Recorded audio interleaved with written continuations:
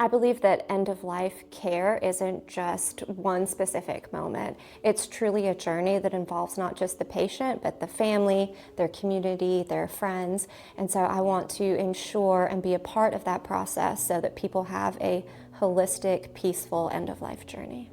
Providing compassion, comfort, and guidance to patients and families. That is the goal for staff at Hospice of Davidson County in Lexington. While most people would rather avoid thinking about hospice, Emma Hilton and Paige Overby say they receive a sense of fulfillment when helping people. Emma is the spiritual counselor, and Paige serves as the quality and compliance specialist. Each share a personal connection when it comes to hospice facilities. Paige lost her grandmother a few years ago. She passed away in an inpatient unit that is very similar to the one that we have on campus here. And I was so impressed with her nurses and her social workers, and they just made me feel like so loved in my time of loss that I felt like it's something that I wanted to do to sort of also be able to contribute to other people's times of loss. Part of my call to this work is to perhaps be that support that my family did not have in those situations. Even though their soul and role are aligned, these healthcare heroes sometimes experience sorrow. Since hospice workers often become part of the patient's family, their grief can be personal. We inquired about how they're able to cope.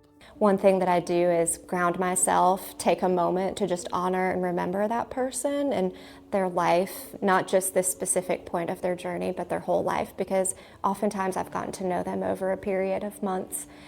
And because of their calling for helping families, both were selected to join the National Hospice and Palliative Care Organization.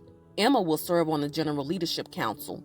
She'll assist with crafting job descriptions for non-clinical staff. This will guide organizations on what to look for while hiring and retaining employees. Paige was appointed to the organization's Quality and Standards Committee. She'll aid with initiatives, education, and activities related to quality. My biggest hope for my accomplishment would be to bring back all of that good information that these industry professionals are providing, bring it back to Hospice of Davidson County so that we're able to distribute that knowledge to the people that we're helping in our area. They hope educating communities about hospice care will calm fears and uncertainty.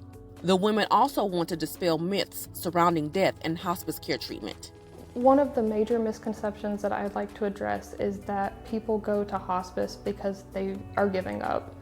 I feel like when people choose to elect hospice, it should be seen as more of like an empowerment thing. We are allowing them to choose how to live out the rest of their life in the way that they want to. If you are thinking about hospice care for a loved one, the women encourage you to reach out.